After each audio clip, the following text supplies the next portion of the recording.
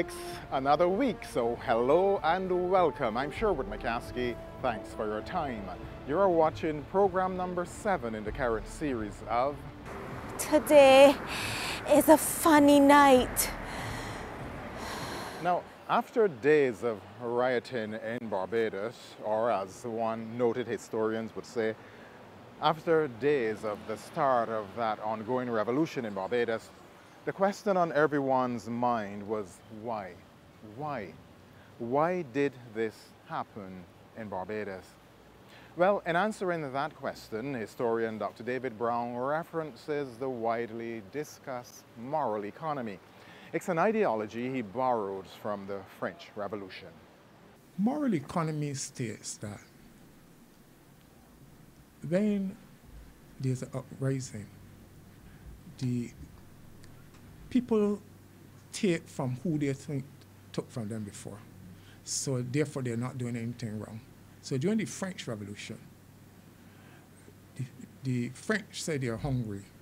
When they tell Mary Antoinette that the people are hungry and they want bread, she say if they ain't got bread, they'll eat cake. A kind of arrogance. The working class is always arrogant to their own detriment. So I look at that methodology and applied it to Barbados. The whole concept of a moral economy. Now, Dr. Brown did succeed in proving his theory. In fact, noted historians applauded him for doing so. Now, as it related to Barbados, exactly what did he intend on proving? I wanted to show that when people went into the country district, they weren't just rioting and licking up the place because they can do it. They had reason. There were people who were raiding potato fields, and they were making a statement by their actions.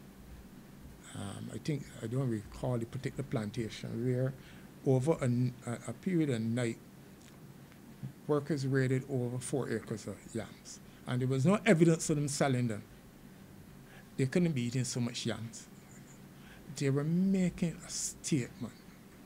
They were getting back at who oppressed them over a long period of time. And the destruction of the property of whites was clearly demonstrated by that. That is what I wanted to demonstrate there. The whole idea of moral economy. It was done in the English riots of the 17th century, the French, and I took a methodology and applied it to the Barbados situation. I show in time. Walter Rodney did it in the history of the Guyanese working people. He did it in Guyana. I show over a period of time a reassessment of what occurred in the 1930s. I would like to see other historians who are versed in this area look at applying the methodology for the other islands. This is what this series is all about, revisiting that history, reassessing that history, and deconstructing that history which occurred in Barbados in July 1937. That which led to the riots here in the city of Bridgetown and throughout rural Barbados. Or as one historians would say, that which led to the start of a revolution that continues today. So therefore, once again, I want to say that it is a myth that there were riots, that these were just stupid, backward, illiterate black people licking up Bridgetown. The consciousness, political consciousness, was there from the 1920s, and they show by the actions. Another thing I want to make sure is that in the methodology as well, if people have left no written records, how do you analyze their contribution?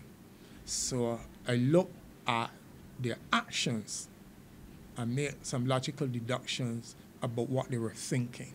Because except for a few times when they openly said what they were doing, I paid attention to their actions to tell me what they were thinking. Dr. Brown holds firmly the view that those who participated in the riots had a strong political consciousness and were acting based on a deeper moral issue. Authorities would declare martial law, the troops would come in, some people were killed, people burn and loot.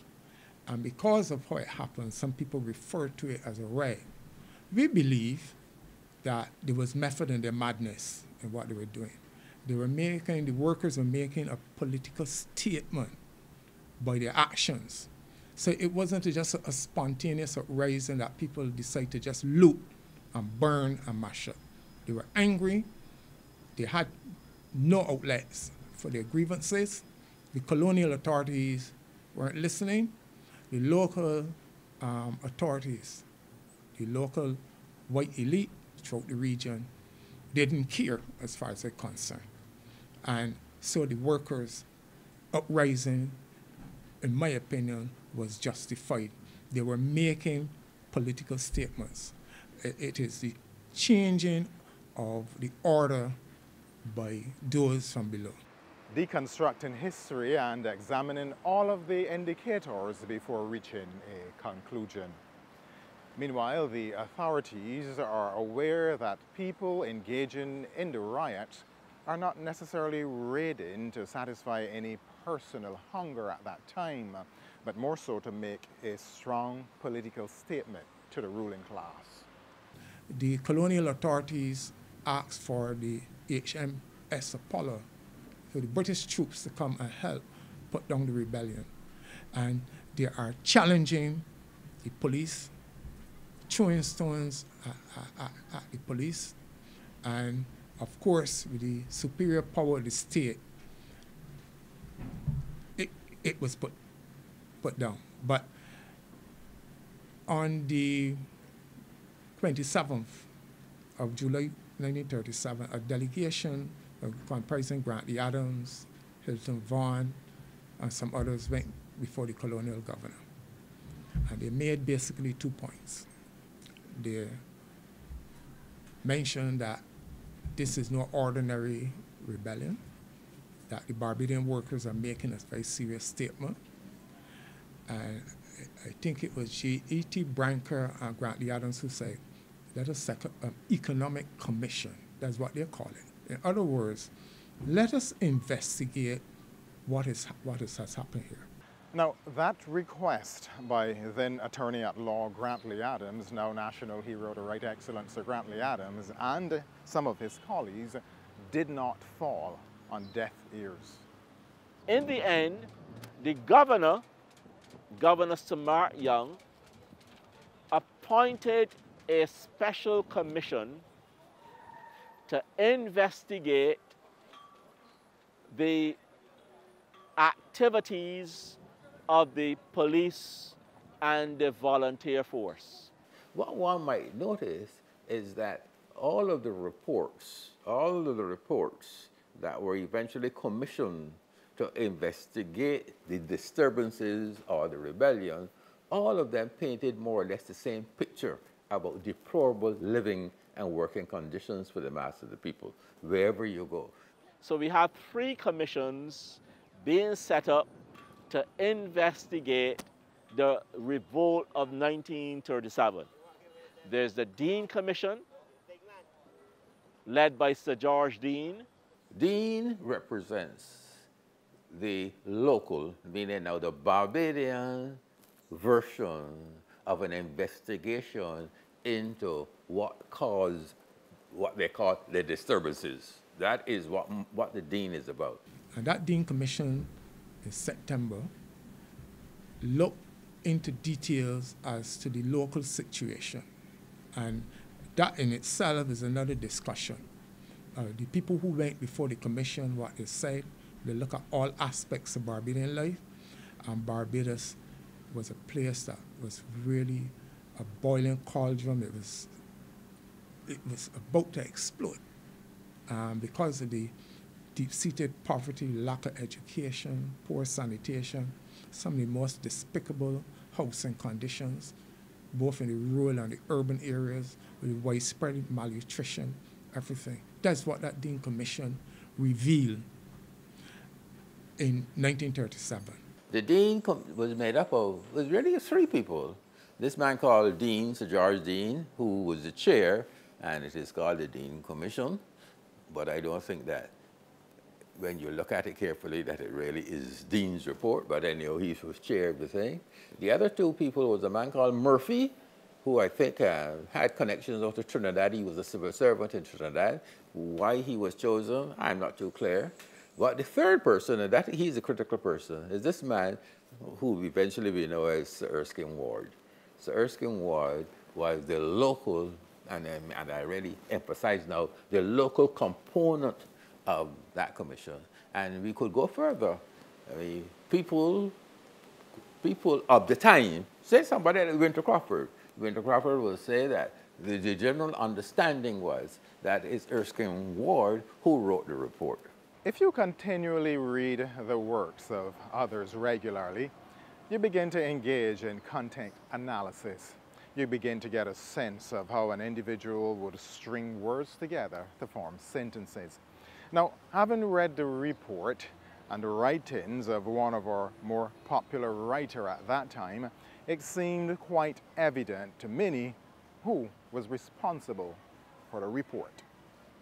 I mean, and I think that when you look at the report and you compare the report to some of Erskine's editorials in The Advocate, because for a time he was a journalist, you can in fact hear the same voice. And more than that, Erskine had been a politician at one stage and part of what was called the progressive movement. So that really, therefore, he was in tune with Barbados and what was happening in Barbados in a way that none of the others could match. So what I'm saying, and I have looked at it fairly carefully because we have written a little piece on Erskine for a project we have, a dictionary of Barbadian biography. When you look at it carefully, I think that therefore all the rumors that surrounding the writing of the report and the content of the report, I think are accurate. That was Ward's report. Okay, because I mean, a lot of local knowledge was obviously brought to bear on the investigation and also on the recommendation. And the only person in that committee or commission who had that detailed local knowledge was Erskine Ward.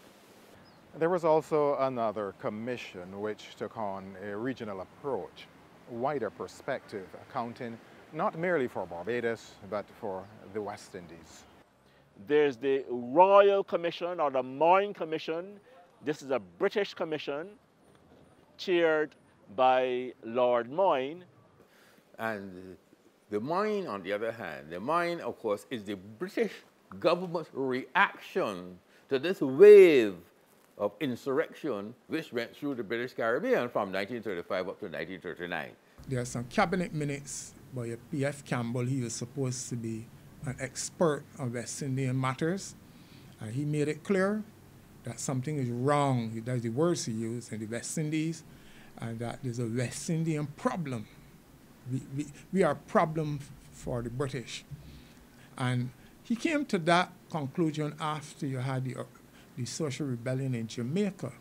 But the signs were there from St. Kitts and Vincent in the 1930s, Trinidad and Tobago, and then when there was the uprising in Jamaica, the British government then started to take the Caribbean serious, and they had the Moyne Commission. So they were moved, for a variety of reasons, to take an overall look at that situation. So they sent down that commission to our part of the region to investigate and to make recommendations. So Moyne is regional, in our sense of regional, but Dean is just Barbados. That was done 1938, 1939, not released until 1945. But if you look into the Moyne Commission report, I mean, you have the full picture for our region. Okay? The report is often cited. It did not present a good picture. Historian Dr. Brown did read that report. You will see how the British refused to publish the report because of the possibility of an international backlash. The British themselves were ashamed at what they discovered. So much so that this is 1938. The commission visited the West Indies the better part of 1939, collecting evidence, going from island to island and territory to territory, collecting its evidence. When they discovered what had happened in the Caribbean. They are now in a conflict with Hitler and Mussolini in Europe.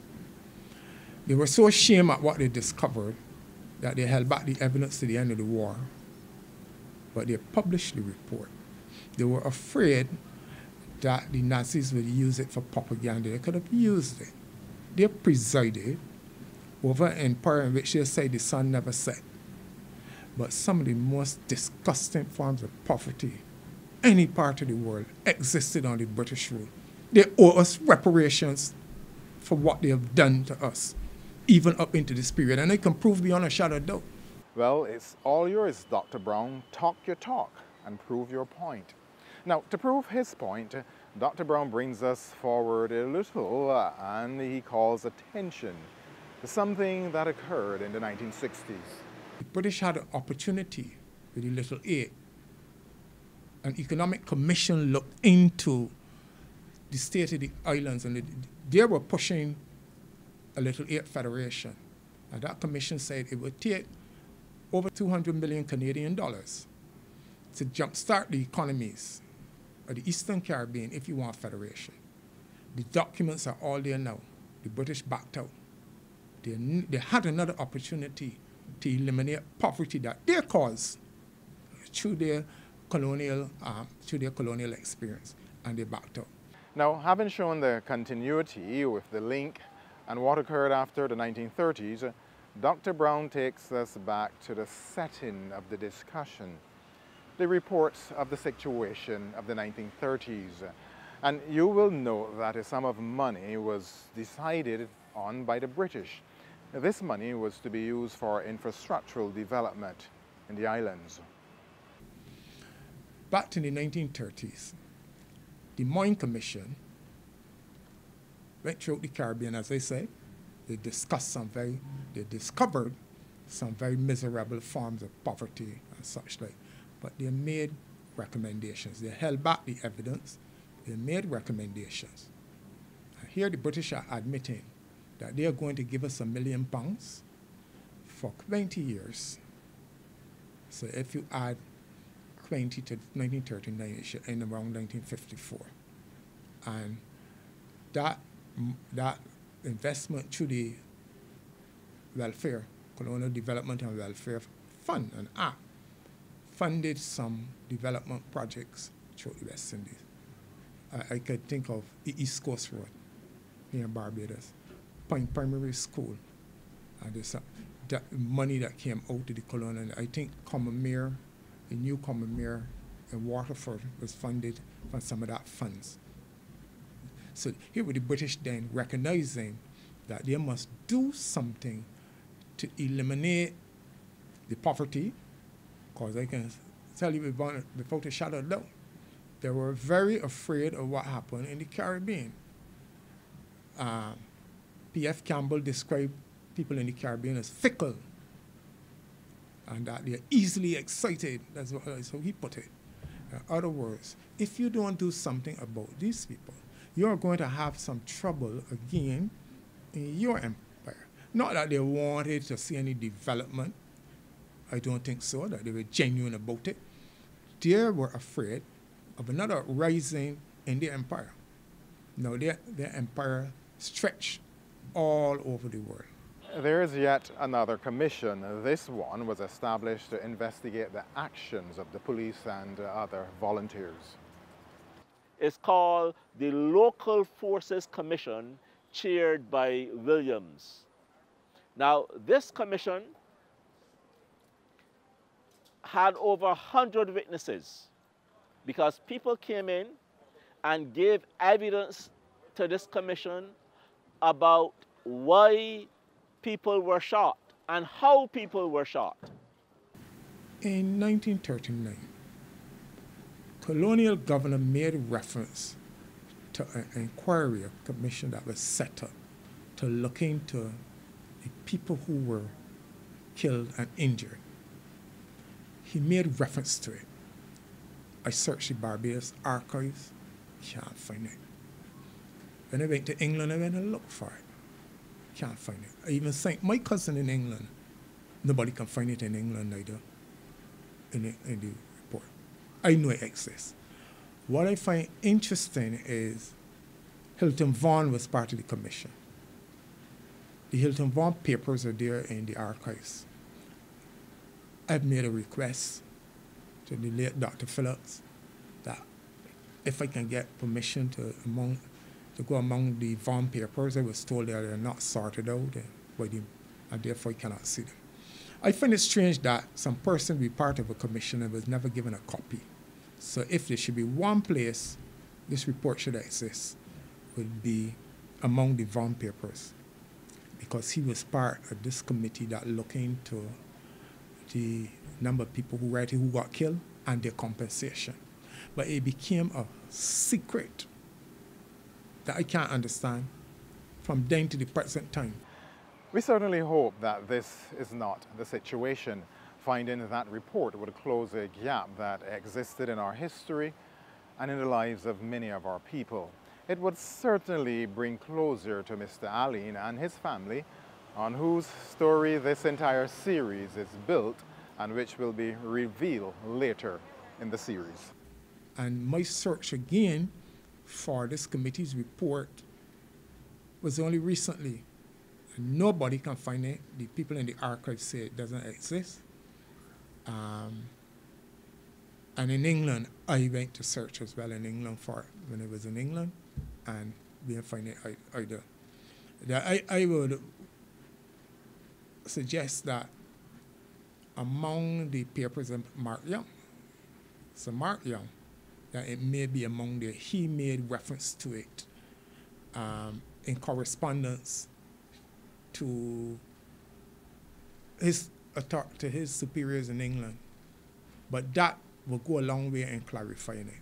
So we have to live, for the time being, with the thought that we don't have the true picture of what really happened. We know people were killed and injured and imprisoned. But the November, those who are imprisoned, it's very easy to put it together because the November 1937 grand sessions were published in the Advocate. So you will see who got hard labor for throwing stones, for breaking into a store, for stealing and that sort of thing. Right. So that is as much as I can tell you on that particular one. And until we find that report that was issued by that committee, we're going to stay in the dark for a very long time. Rest assured, there are a number of us who are willing to accept that challenge and search for that report. So it is going to say a lot. I got the impression that the committee was supposed to be no holds barred, tell us the truth about this whole thing. So it revealed a lot. It should reveal a lot about what some person or persons, and I am sure the colonial authorities were among them, don't want the general public to know. The governor at that time made reference to it. What I found strange is I think that it was supposed to be laid as a document before Parliament, so it is not among the parliamentary papers. It is mentioned in the official gazette at the time, but if you've laid, I've garnished a lot of information from reports. The whole parliamentary procedure is any report must be laid before Parliament. So if you look among the official gazette, you will find it there, and among the minutes of Parliament. But that is mentioned as a document laid before Parliament, but it doesn't exist among the official gazette and the documents in Parliament. It's not there. And we are convinced that somebody don't want us to see it. So that's as much as I can tell you about it. I will continue searching. Now, if you have already done so, or if you are lucky enough to come across the findings of this commission, please do get in touch with us. We want to hear from you. That brings us now to another question. What about the speeches of the Right Excellent Clement Osborne Payne? I'm convinced that the speeches of Clement Payne exist somewhere in this island or in Britain. Two have been revealed. Every night, the police were there standing up, writing down everything Clement Payne said. How come you got the speeches of others and you don't have them at Payne? Now, we have come across some of what Payne Lieutenant said when in 1939, Arthur Griggs Jones got up in Parliament, Lord Passfield, and he said, "Are you aware that in a party of Preston Trade Union movement?" And he mentioned Uriah Butler in Trinidad, and one of Payne lieutenants here in Barbados. And the British said, "Look, we want to know what this is all about." And the colonial governor sent up a massive document. Albert Grant, with what Grant and others had to say. So we had an idea. And the speeches were based on the political meeting they held the night when Payne was arrested. They held a political meeting. And the speeches were there, and they reveal a lot about what they think about the colonial authorities and wages and all, and you get a good idea of the issues there. So that is as much as I can tell you. There are certain things that sometimes I'm convinced that should not, or somebody thinks should not be seen by the public. And they're the two that I am very concerned about. I know that those speeches existed somewhere in Barbados, among somebody papers, or in England, but you've never been able to get those papers. Let's keep hope alive that those speeches will come to light someday. Now, as I bring this program to a close right here in Independence Square, I couldn't help but notice the number of individuals who are here in a sense recreating themselves and enjoying the ambience. I wonder perhaps if they are the descendants of any of those revolutionaries who were bold enough to come out in 1937 and make a statement with their actions. I'm Sherwood McCaskey. Thanks for your time. This has been... Today is a funny night.